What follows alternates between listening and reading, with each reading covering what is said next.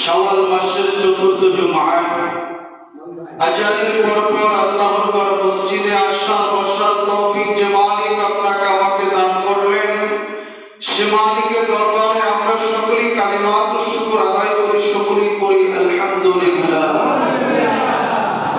মহাগ্রন্থ আল কোরআনুল কারীমের ভিতর থেকে সূরাত আলে ইমরানের 135 নং আয়াত তেলাওয়াত করেছি এবং সূরা বানী ইসরাঈলের 35 নং আয়াত তেলাওয়াত করেছি। আয়াতের টুকরা সামনে রেখে আজকে যে আলোচ্য বিষয় রয়েছে তার উপরে গুরুত্বপূর্ণ কিছু কথা বলা নিয়ে করেছি।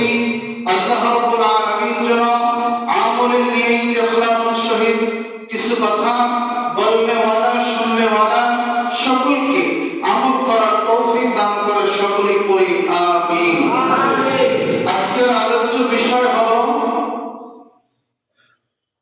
জেনা, ব্যভিচার, সমাজের অনৈতিক কিছু কাজ যেগুলো আমাদের জন্য খুবই খারাপ, যে কারণে আমরা গুনাহগার হয়ে যাইতেছি, যে কারণে আমরা পরকালে শাস্তি পাব। এমন কিছু ঘৃণিত কাজ, এমন কিছু অসামাজিক কাজ যেগুলোর ব্যাপারে আল্লাহ রাব্বুল আলামিন কোরআনে কি বলেছেন, রাসূলের আদর্শের ভিতরে কি রয়েছেন, এই বিষয় নিয়ে খুবই গুরুত্বপূর্ণ কিছু কথা আপনাদের সামনে উপস্থাপন করব। আমার তাওফীকি ইল্লা বিল্লাহ। আল্লাহ রাব্বুল আলামিন যেন কথাগুলো আমাদেরকে সুন্দরভাবে শ্রবণ করার তৌফিক দান করেন। এবার আমরা সবাই জবান খুলে পড়ি আমিন। আল্লাহ রাব্বুল আলামিন সূরা বানী ইসরাঈলের 35 নং আয়াতে আল্লাহ রাব্বুল আলামিন বলেন, ওয়ালা তাকরাবুজ জিনা ইন্নাহু কানা ফাহিশাতাও ওয়া সাআ সাবিলা। আল্লাহ বলেন, ওয়ালা তাকরাবুজ জিনা ইন্নাহু কানা ফাহিশা। এই ফাহিশা কাজ, ঘৃণিত কাজ, খারাপ কাজের ধারে কাছেও তোমরা যেও না। এটা খুবই খারাপ কাজ, সমাজে সামাজিকভাবেও খারাপ, ইসলামের শরীয়তের ভিতরেও এটিকে ঘৃণিত কাজ বলে স্বীকৃতি দেওয়া হয়েছে।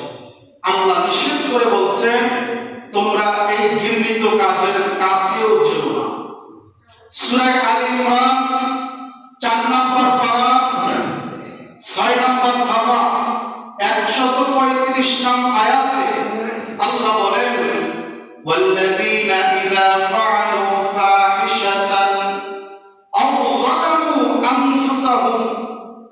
আল্লাহ বলে, তোমরা নিজেদের আত্মার উপরে জুলুম করো না। ফাহিশাতান, খারাপ কাজ করে নিজেদের আত্মার উপরে জুলুম করো না। আল্লাহ বলেন, যদি তোমরা জুলুম করে ফেলো, অন্যায় করার পরে, যাকারুল্লাহ ফাস্তাগফিরু লিযুনুবিহিম ওয়া মান ইয়াগফিরুয যুনুবা ইল্লাল্লাহ। যদি তোমাদের দ্বারা এই জুলুম কাজ, খারাপ কাজ নিজের আত্মার উপরে কষ্ট দিয়ে থাকো, তাহলে তোমরা ফিরে আসো। ওয়া মান ইয়াগফিরুয যুনুবা ইল্লাল্লাহ। আল্লাহ বলতেছে, আমি আল্লাহ ছাড়া তোমাদেরকে ঘৃণিত কাজ, এই যে গুনাহ করেছো, আমি ছাড়া কে আর তোমাকে মাফ করবে? বরঞ্চ আমার কাছেই তোমরা মাফ চাও। সম্মানিত হাজির, এ হলো 2টি সূরার 2টি আয়াতের সংক্ষিপ্ত কথা। সূরা বানী ইসরাঈলের ভিতরে আল্লাহ বলে, এই খারাপ কাজের ধারে কাছেও তোমরা যেও না। একদম পেঁচিয়ে বলেন নাই, সরাসরি বলে দিচ্ছে, ওয়ালা তাকরাবুজ জিনা ইন্নাহু কানা ফাহিশা। এই খারাপ কাজের ধারে কাছেও তোমরা যেও না। একদম সরাসরি নিষেধ। এই খারাপ কাজ তোমার দ্বারা হয়ে গেছে, এখন তুমি কি করবা? এই কথা আল্লাহ বলছে এই সূরা আলে ইমরানের 135 নং আয়াতে। তোমার দ্বারা খারাপ কাজ হয়ে গেছে, এখন কি করবা তুমি? ফিরে আসো। ওয়া ইয়াগফিরুয যুনুবা ইল্লাল্লাহ, আমি আল্লাহ ছাড়া কে আছে আর তোমাকে মাফ করবে বলো? সম্মানিত হাজিরিন, এই কোরআনের এই দুইটি আয়াত দ্বারা আমরা সুস্পষ্টভাবে বুঝতে পেরেছি এই সমাজের ভিতরে যে ব্যভিচার, অসামাজিক কার্যকলাপ চলে, এটা স্বয়ং আল্লাহ রাব্বুল আলামিন হারাম ঘোষণা করেছেন। আল্লাহর যত হুকুম রয়েছে না করতে পারবা না, নিষেধ রয়েছে, এগুলো সব হারাম। এগুলা কি? হারাম। আল্লাহ বলছে না, কখনো তোমরা এটা করো না, এটা হারাম। এই হারামের কি ভয়াবহ শাস্তি রয়েছে আমি সামনে বলতেছি। যখন তোমরা এই হারাম কাজ করেই ফেলেছ, কারণ তোমার ভিতরে রয়েছে নফস, তোমার সাথে রয়েছে শয়তান, তোমাকে যখন এই কাজ করিয়েছে তোমার মাধ্যমে, তখন তুমি ফিরে আসো, তওবা করো, ফিরে আসো আমার কাছে। আমি ছাড়া আর কেউ তোমাদেরকে মাফ করতে পারবে না। মাফ করার মালিক কে? জবাব আল্লাহ। দুনিয়ার মানুষ বিচার করতে পারে, দুনিয়ার বিচারালয় আদালতে বিচার হইতে পারে, সেটা সঠিক হইতে পারে, সেটা অন্যায়, কিন্তু আল্লাহর একটা আদালত রয়েছে। আল্লাহর আদালতের ব্যাপারে আল্লাহ বলেন, ওয়া আম্মা মান খাফা মাকামা রাব্বিহি ওয়া নাহান নাফসা আনিল হাওয়া। তোমরা দুনিয়াতে যে যা করতেছো, যে যা বুঝতেছো তাই করতেছো, দুনিয়ায় তোমার বিচার হতেও পারে, নাও হতে পারে, দুনিয়ায় তুমি অপরাধী হতেও পারো, নাও হতে পারো, কিন্তু মনে রাখো আমার মাকাম একদিন তোমাদেরকে দাঁড়ান লাগবে। নিজের নফসের তাড়নায় তুমি কি করেছো, আমার সামনে দাঁড়িয়ে তোমাকে হিসাব দিতে হবে। সেদিন কোনো কিছু লুকায়িত থাকবে নয়, সব প্রকাশ হয়ে যাবে। দুনিয়ায় তুমি টাকা দিয়া, মিথ্যা সাক্ষ্য দিয়া হাজিরা দেওয়াইতে পারো কোর্টে, টাকা দিয়া তোমার বিরুদ্ধে লোক দাঁড় করাইয়া দিতে পারো, টাকা দিয়া তোমার পক্ষে সাক্ষী দিতে পারো, কিন্তু মনে রেখো কিয়ামতের ময়দানে আমি যেই বিচারক প্রধান হব, আমি যে বিচারক হব, মালিক ইয়াউমিদ্দিন, আমি কিয়ামত দিবসের মালিক। ওই দিন আমি যে বিচার করব, আমার সামনে কেউ মিথ্যা সাক্ষ্য দিতে পারবে না। তুমি যে হাত দিয়ে অপরাধ করেছো, ওই হাত তোমার বিরুদ্ধে সাক্ষ্য দিবে। তুমি যে জবান দিয়ে অপরাধ করেছো, সেই জবান তোমার নিয়ন্ত্রণে সেদিন থাকবে না।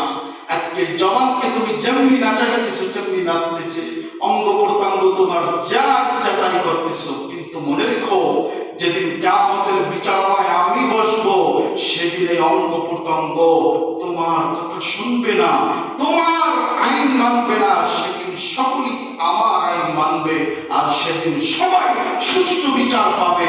দুনিয়ার মতন ঘুষ খেয়া বেইনসাফি করবে না। সেদিন তোমার অঙ্গ প্রত্যঙ্গ, তোমার নফস, তোমার আত্মা সব ইনসাফ হয়ে যাবে। আর আমি সেদিন ইনসাফের প্রতীক নিয়ে বিচার করব। সেদিন আমার বিচারালয় থেকে কেউ নৈরাশ হবে না, আমি কারোর প্রতি জুলুম করব না, আমি প্রত্যেকের বিচার করব সঠিকভাবে। সঠিক বিচার করে যে জান্নাত পাবে আমি তাকে জান্নাত দিব, যে দোজখ পাবে আমি তাকে দোজখ দিয়া দেব। সেদিন আর তুমি কোনো আপিল করার সুযোগ পাবে না। দুনিয়ায় মামলায় এক জায়গায় থেকে না পারছো, আর এক জায়গায় যায়া আপিল কইরা উচ্চ কক্ষে যায়া তুমি কেমনে কেমনে টাকা টাকা দিয়া, ঘুষ দিয়া ছাড়া পাইতে পারো। দুনিয়ায় এই নিয়ম থাকলেও আমার আদালতে এই নিয়ম নেই। কাজে আমরা যে গুনাহ করে ফেলবো, এই গুনাহ দুনিয়ার মানুষ জানুক বা না জানুক, দুনিয়ায় বিচার হোক বা না হোক, বিচার একদিন হবে। সেদিন কিয়ামতের দিন, সেদিন আমরা কিন্তু আল্লাহর কাঠ করায় আমাদের দাঁড়ানো লাগবে। কথা বলেন ঠিক না? এজন্য আমার ভাইরা, আল্লাহ রাব্বুল আলামিন বলেন, ওয়ালা তাকরাবুজ জিনা ইন্নাহু কানা ফাহিশা। আল্লাহ বলে জঘন্যতম অপরাধ হলো জিনা। জেনা আমরা মনে করি শুধু একজন পুরুষ আর একজন মহিলা ফিজিক্যাল ভাবে তাদের ভিতরে যদি শারীরিক মিলন হয় এটার নাম জেনা। কিন্তু মুসলমান জেনার ব্যাখ্যা হলো লম্বা ব্যাখ্যা, প্রত্যেকটা অঙ্গ প্রত্যঙ্গর জেনা হয়। আল্লাহ রাসূল বলেন জিনাল আইনিন নাযর, যে ব্যক্তি এই চোখ দিয়ে অবশ্যই জিনিস দেখলো, পরনারীর দিকে তাকাইলো, তার এই চোখের জেনাটাই হলো চোখ দিয়ে দেখা। যে ব্যক্তি হাত দিয়ে অন্যায় ভাবে অন্য কোন মহিলাকে স্পর্শ করলো সে হাতের জেনা করলো। যে ব্যক্তি পা দিয়ে খারাপ পথে হেঁটে হেঁটে গেল সে পায়ের জেনা করলো। এইভাবে প্রত্যেকটা অঙ্গ প্রত্যঙ্গের জেনা রয়েছে। শুধু শারীরিক ভাবে মেলামেশা করে আর জেনা করছে এরকম না, সেটা অপরাধের শাস্তির ব্যাপারে আল্লাহ রাসূল ইসলামী শাসন ব্যবস্থার ভিতরে কায়েম করে গেছে। যদি কোনো বিবাহিত পুরুষ এবং মহিলা যদি অন্যায় ভাবে জেনা ব্যভিচার করে, ইসলাম বলে এই পুরুষ এবং মহিলাকে কোমর পর্যন্ত মাটির ভিতরে গাড়ো, কোমর পর্যন্ত মাটির ভিতরে গেড়ে এরপরে উপস্থিত এলাকার লোকজনদেরকে ডাকো, এরপরে সবাই তাকে পাথর কঙ্কাল মেরে তাকে দুনিয়া থেকে বিদায় করে দাও। শুধু তাকে বিদায় করবে না, সে কোনো জানাজা পাবে না, কাফন পাবে না, তার এই মৃত্যু দেহটাকে খোলা ময়দানে রেখে দিবা। শিয়াল পাতে শিয়াল হিংস্র প্রাণী তার এই নাপাক দেহটাকে ছিঁড়ে ছিঁড়ে খেয়ে ফেলবে। এত বড় শাস্তির কথা এই জেনাকার যারা অপরাধী, যারা ধর্ষক, যারা ধর্ষণ করে এদের জন্য ইসলামী শরীয়তে এত বড় শাস্তির কথা বলা হয়েছে। অথচ মুসলমান আজকে আমরা এই সমাজের ভিতরে খুঁজে দেখব এই পৃথিবীতে বহু মানুষের ফাঁসির রায় হয়েছে। আমাদের এই বাংলাদেশে বহু মানুষের ফাঁসি হয়েছে, কিন্তু বাংলাদেশের ইতিহাসে এই যে জেনাখোর, এই যে ব্যভিচারিণী যারা রয়েছে, যারা ধর্ষণ মামলায় এখনো জেলে রয়েছে, অনেকের ফাঁসির আদেশ হইল, অনেকের যাবজ্জীবন হইল। এই ধর্ষণ মামলায় এই বাংলার ইতিহাসে এখন পর্যন্ত ফাঁসি কারো কার্যকর করা হয় না। কথা বলেন ঠিক কিনা? ইসলামী শরীয়তে যে নিয়ম রয়েছে, কোন বিবাহিত পুরুষ এবং মহিলা যদি জেনা করে এদেরকে মাটির ভিতরে কোমর পর্যন্ত গেড়ে পাথর মেরে তাদেরকে হত্যা করার কথা বলা হয়েছে। কারণ এরা বিবাহিত হওয়ার পরও কেন জেনায় লিপ্ত হইল, এই জন্য তাদেরকে পাথর মেরে হত্যা করার আদেশ ইসলামী শরীয়তে রয়েছে। এবং তারা কোনো জানাজা পাবে না, তাদের কোনো দাফন কাফন হবে না। এরকমের ইসলামী শরীয়তের বিধিবিধান মেনে, বাংলার আইন যদি মেনে বাংলাদেশে জেনাকারী, বাংলাদেশে ধর্ষকদের যেই বিচার রয়েছে বাংলাদেশ সংবিধান অনুযায়ী সেরকমের যদি বিচার হইতো, তাহলে আপনারা বলেন আর কোন লম্পট জেনাখোর কোন মহিলার ইজ্জত নষ্ট করতে পারতো না? প্রকাশ্যে যদি একটা ধর্ষণের মামলার বিচার হইতো, তাহলে পরবর্তীতে আর কেউ এরকম অন্যায় করার সুযোগ পেত না। কথা বলেন ঠিক কিনা? ও মুসলমান বাবারা, আজকে আমাদের এই সমাজের ভিতরে আপনার আমার মেয়ে, আপনার আমার বোন, আপনার আমার স্ত্রী এমন পোশাক পরে হাঁটে, এমন চলাচল করে, এমন রং বেরঙের কথাবার্তা বলে। আপনাদের কাছে একটা উদাহরণ পেশ করি। আপনি বাজার থেকে ইলিশ মাছ কিনে আনছেন, কি মাছ? ইলিশ মাছ কিনে আনার পরে আপনার ঘরের ভিতরে একটা পোষা বিড়াল রয়েছে। এই বিড়ালের আপনি দাঁড়িয়ে আদর কইরা সুন্দর কইরা নসিহত করবেন, শোন বিড়াল, আমি বাজার থেকে অনেক দাম দিয়ে একটা ইলিশ মাছ কিনে আনছি, আমার বিবি সাহেবের রাঁধতে দিয়েছি, খবরদার এই মাছ রান্না করা হইলে সুযোগ পাইলে তুই এই মাছের মধ্যে মোটেও মুখ লাগাবি না। এই নসিহত করতেছে। আর ওদিক থেকে আপনার স্ত্রী ইলিশ মাছ রান্না করে, রান্না কইরা স্ত্রী সুন্দর কইরা জাফি দিয়া ঢাইকা রাখছে, কিছুক্ষণ পর আপনার সামনে খাবার দিবে।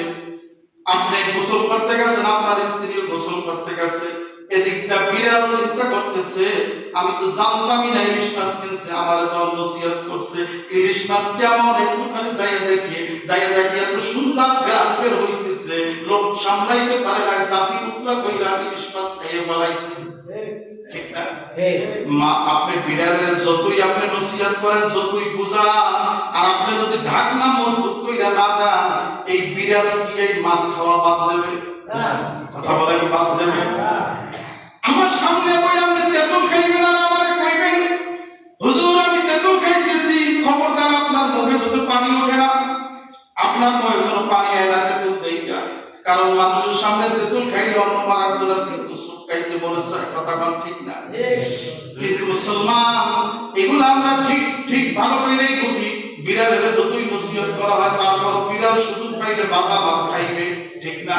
ঠিক তেমনি ভাবে মহিলাদেরকে আমরা পর্দায় না রাখা অন্য পুরুষের সামনে যখন তাদের রূপ যৌবন গুলা উন্মোচন কইরা দিয়া হাঁটায়, তখন যুবকেরা লালসার নজরে মেয়ের দিকে, বউয়ের দিকে, বোনের দিকে তাকাবে কি তাকাবে না?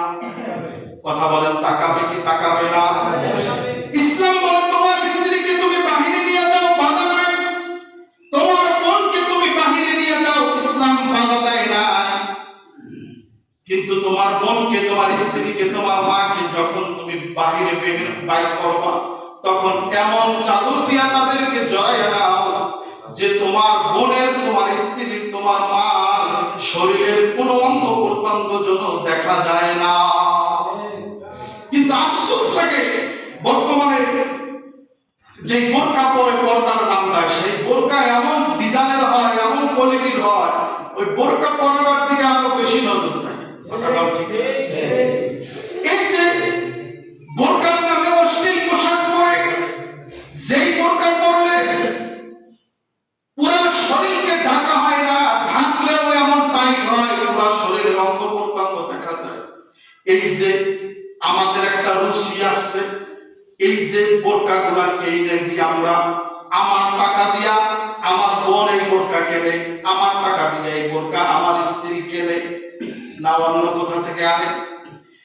আমার মেয়েটাকে যদি আমি বলতাম না, আমার বোনটাকে যদি বলতাম বোন, আমার স্ত্রীকে যদি বলতাম স্ত্রী বাহিরে বের হবা, ঠিক আছে, কিন্তু এই ধরনের পোশাক পরা যাবে না। এই ধরনের পোশাক পরে যদি তুমি রাস্তায় বের হও, তাহলে খারাপ পুরুষের নজর তোমার দিকে পড়বে, তোমার জেনার গুনাহ হবে, এবং যেই পুরুষ দেখবে তারও জেনার গুনাহ হবে। আর আমি স্বামী হিসাবে, আমি ভাই হিসাবে, বড় ভাই হিসাবে, ভাই হিসাবে আমারও কিন্তু গুনাহ আমল নামায় আসবে। বরঞ্চ তুমি এমন পোশাক পরো যে পোশাক পরলে কোনো মানুষের খারাপ দৃষ্টি তোমার দিকে যাবে না, এমন পোশাক পরো।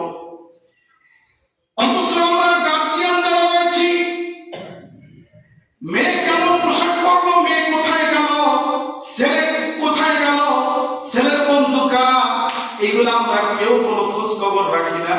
যখন বিপদে পড়ে যায় আমাদের মেয়েরা আমেরিকার মতো চলাফেরা করবে, আমেরিকার পোশাক পরবে, আর যখন দর্শিত হবে তখন সৌদি আরবের মতো ইসলামী শাসন ব্যবস্থা চাইবে, আর সৌদি আরবের মতো বিচার চাইবে।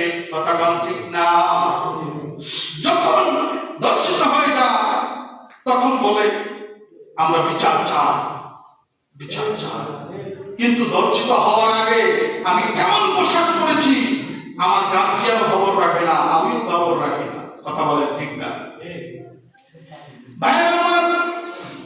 এজন্য আপনার আমার মেয়ে কেমন ভাবে চলবে, কেমন পোশাক পরবে, কোথায় যাইতেছে খবর আপনার আমার নেওয়ার দায়িত্ব। আমরা এই দায়িত্ব ছেড়ে দিয়েছি। মেয়েটা কোচিং এর নাম করে বয়ফ্রেন্ডের সাথে পার্কে যায়, ছেলেটা প্রাইভেট কোচিং এর নাম দিয়া বিভিন্ন জায়গায় ঘুরতে যায়। আপনি আমি একদিনও তল্লাশি করি না, হঠাৎ করে একদিন খবর আসছে অমুকের মেয়ে, অমুকের ছেলে অমুক জায়গায় পট খাইছে, কোথায় তার মা, কোথায় তার মা, খবর দাও। তখন মানুষের কিছুই থাকে না। কথা কোন, ঠিক কিনা? এগুলো হওয়ার আগে আপনাকে আমাকে আমার ফ্যামিলির দিকে নজর দিতে হবে। কথা বলেন, ঠিক না? আমরা খবর দেই না, নজর দেই না। যখন ঝামেলায় পড়ে তখন বলে এই সমাজের পোলাপান ভালো না, এই সমাজের মেয়েরা ভালো না। আরে গার্জিয়ান হিসেবে তুমি বাপ খবর রাখো না?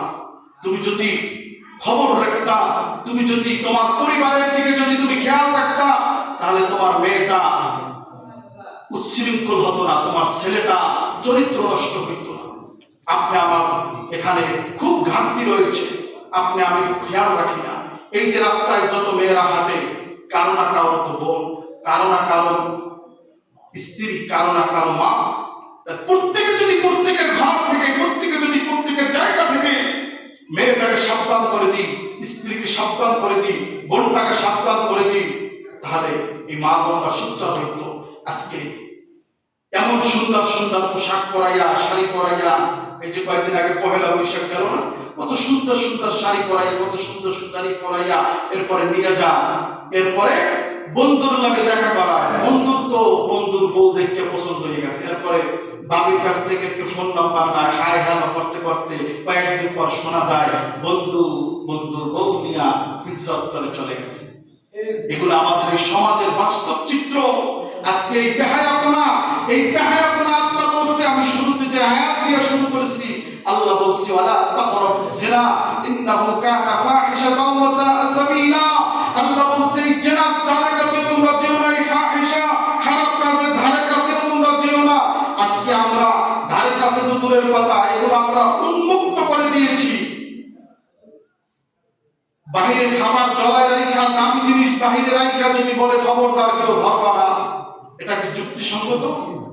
তোমার দরকার হলো তোমার এই দামি জিনিসটাকে আটকাইয়া রাখা। দামি জিনিসটা তুমি বাহিরে রাখা, এরপর তুমি বলতেছো খবরদার আমার মাল কেউ ধরবা না। গাড়িতে তুমি তালা দাও না, মোবাইল ফোনটা তুমি বাহিরে রাখা, এরপরে তুমি বলতেছো কেউ নেবা না।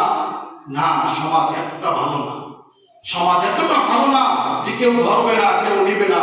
তোমার দায়িত্ব হলো, ইসলাম বলে তুমি যদি বাহিরে তোমার হাতের ঘড়িটা রেখে আসো, মোবাইল ফোনটা রেখে আসো, আইসা যদি তুমি নামাজে দাঁড়াও, নামাজে দাঁড়ানোর পর যদি তোমার মনে পড়ে আরে আমার মোবাইলটা ধুয়ে আইছি, ঘড়িটা ধুয়ে আইছি, গাড়িটা তালা মারতে মনে নাই, তাহলে তুমি নামাজ ছেড়ে দিয়ে আগে মোবাইল ফোন নিয়ে আসো, ঘড়ি নিয়ে আসো, গাড়ি তালা মারো, এরপরে তুমি নামাজে দাঁড়াও। কারণ কি, তুমি যতক্ষণ নামাজ পড়বা ততক্ষণ তোমার দিলের ভিতরে নামাজ নাই, আছে আমার গাড়ি, আছে আমার মোবাইল, আছে আমার ঘড়ি, আছে আমার সম্পদ, আছে আমার ব্যাগ।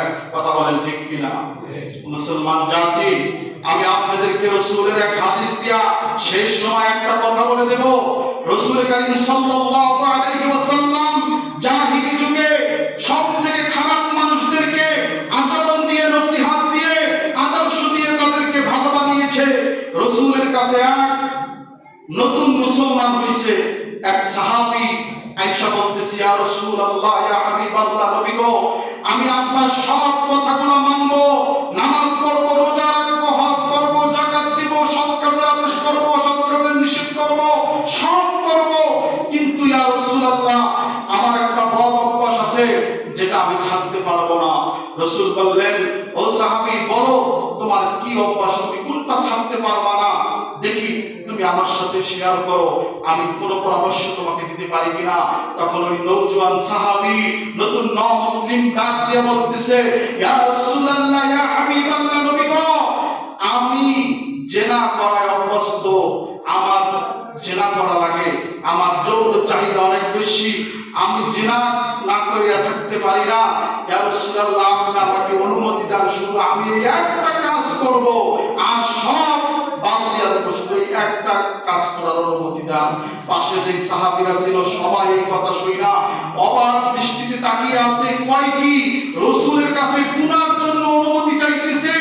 রাসূল সাহাবীদের দিকে তাকাইয়া ইশারায় দিতে বলছে, তোমরা থামো, এর ফয়সালা আমি দিতেছি, তোমরা কেউ রাগান্বিত হবা না। কারণ কি, একে যদি আমরা রাগিয়ে দিই বা তার কথা শোনার পরে যদি আমি তাকে কটু কথা বলি, তাহলে তার মন খারাপ হয়ে যাবে। আমি তার সাথে কথা বলতেছি, দেখবা আমার নসিহতে সে পরিবর্তন হয়ে যাবে। এবার আল্লাহ রাসূল বলতেছে, সাহাবীরে, তুমি শুধু কি এই একটা কাজই করবা, আর সব তুমি মানবা? হ্যাঁ। তাহলে তোমাকে আমি একটা কাজের অনুমতি দিব। সাহাবী তখন মুস্কি হাসি দিল, ইয়া রাসূলুল্লাহ, আপনি আমাকে অনুমতি দিবেন? আল্লাহ রাসূল বলে, তোমাদের অনুমতি দেব, তবে আমার একটা শর্ত আছে। কি শর্ত? তুমি আমার 3টা প্রশ্নের উত্তর দাও। 3টা প্রশ্নের সঠিক উত্তর যদি তুমি দিতে পারো, আমি তোমাকে এই ফাহিশা কাজ করার অনুমতি দিব। তখন সাহাবী বলল, ইয়া রাসূলুল্লাহ, আপনি আমাকে প্রশ্ন করেন। আল্লাহর রাসূল বলেন, আমার নওজোয়ান সাহাবী, তুমি তো জিনা করতে চাও, ব্যভিচারী হইতে চাও, বলো তো ও সাহাবী, তোমার মায়ের সঙ্গে যদি কেউ এই খারাপ কাজ করতে চায়, তুমি কি তাকে অনুমতি দিবা? সাহাবী লাফ দিয়ে উঠছে, ইয়া রাসূলুল্লাহ, আপনি কি বললেন? আমার মায়ের সঙ্গে এমন খারাপ কাজ হোক, আমি চাই না, আমি ওকে জন্তু মেরে ফেলবো। আল্লাহ রাসূল বললেন, ও নওজোয়ান সাহাবী, যদি তোমার বোনের সঙ্গে যদি কেউ জিনা করতে চায়, তুমি কি অনুমতি দিবা? সাহাবী রাগান্বিত হয়ে বললেন, ইয়া রাসূলুল্লাহ, আমার বোনের সাথে এমন কাজ হোক, আমি চাই না। এবার আল্লাহ রাসূল বললেন, আমার 3 নাম্বার কোশ্চেন, তোমার স্ত্রীর সঙ্গে যদি এরকমের অনৈতিক কাজ কেউ করতে চায়, তুমি কি রাজি হবা? এবার ওই নওজোয়ান বললেন, এটাও আমি মানব না, মানার মতো না। এবার আল্লাহ রাসূল বললেন, এই নওজোয়ান সাহাবী, তুমি যে জিনা করতে চাও, কেউ ওই যে মহিলাদের সাথে তুমি জিনা করতে চাও, তাও তো কারো না কারো মা, কারো না কারো বোন, কারো না কারো স্ত্রী। তোমার যেমন তোমার মায়ের সঙ্গে এই কাজ করলে তোমার খারাপ লাগে, বোনের সাথে করলে খারাপ লাগে, স্ত্রীর সঙ্গে করলে খারাপ লাগে, তুমি যাই মহিলাদের সাথে করবা, এরাও তো কারো না কারো মা, কারো না কারো বোন, কারো না কারো স্ত্রী, তাদের তো খারাপ লাগবে। যখন আল্লাহ রাসূল সুন্দর করে সাহাবীকে বুঝিয়ে দিল, সাহাবী বুঝতে পারে, আল্লাহ রাসূলের হাতখানা খপ করে ধইরা আল্লাহ রাসূলের কাছে তওবা করলেন, ইয়া রাসূলুল্লাহ, এইভাবে চিন্তা করি নাই কখনো, আমি আজকে আপনার সামনে ওয়াদা করলাম, আমি এই গুনার কাজ থেকে বিরত থাকবো। প্রত্যেকটা মানুষ যদি আমরা পরিবর্তন হই, প্রত্যেকটা মানুষের দৃষ্টিভঙ্গি যদি পরিবর্তন করতে পারি, আপনার আমার এই সমাজটা পরিবর্তন হয়ে যাবে। এই সমাজের ভিতরে কোনো খারাপ কাজ থাকবে না। আজকে এই সমাজে মেয়ে বাবার কাছে নিরাপদ নয়, ভাইয়ের কাছে বোন নিরাপদ নয়, দুলাভাইয়ের কাছে শালী নিরাপদ না। এরকমের যদি হিসাব করা হয়, কোনো কিছুর কাছে আজকে এই সমাজ নিরাপদ না। কথা বলেন ঠিক কিনা? 74 বছর বয়সের মহিলাও ধর্ষিত হয়, 4 বছরের 3 বছরের মেয়েও ধর্ষিত হয়। কথা বলেন ঠিক কিনা? শুধুমাত্র আমাদের এই অনৈতিক কাজের কারণে, আমাদের এই চরিত্র খারাপ হয়ে যাওয়ার কারণে, মন মানসিকতা খারাপ হয়ে যাওয়ার কারণে, কে বোন, কে মা, কে স্ত্রী, কে কি হিসাব বিকাশ করার আমাদের সময় নাই। শুধুমাত্র নিজের নফসের খায়েশ পূরণ করার জন্য আমরা এই সমাজের ভিতরে খারাপ কাজে লিপ্ত হয়ে যাই। প্রত্যেকে যদি প্রত্যেকের কাছ থেকে কোরআনের এই আয়াতকে সামনে রেখে আল্লাহর কাছে যদি তওবা করতে পারি, অবশ্যই অবশ্যই আল্লাহ রাব্বুল আলামিন আমাদেরকে মাফ করে দিবে। এজন্য এই সমাজকে পরিবর্তন করার জন্য প্রত্যেকের ঘর থেকে তৈরি হতে হবে, নিজের নফসকে দমন রাখতে হবে, নিজের চরিত্রকে সংশোধন করে রাখতে হবে। ভাইরা আমার, এজন্য আজকে যতটুকু কথা বললাম, যে বিষয়টা নিয়ে কথা বললাম, এই সমাজটাকে আজকে খারাপ দিকে নিয়ে যাওয়া হচ্ছে, খারাপ হয়ে গেছে অলরেডি। এই খারাপ পথ থেকে আমাদের ফিরে আসার জন্য প্রত্যেকের জায়গা থেকে পরিবর্তন হতে হবে। আল্লাহ সকলকে পরিবর্তন বানায়া দিন, এই সমাজকে ভালো বানায়া দিন। বলেন আমিন। ওমা তৌফিকি ইল্লা বিল্লাহ। আসসালামু আলাইকুম ওয়া রাহমাতুল্লাহি ওয়া বারাকাতুহু।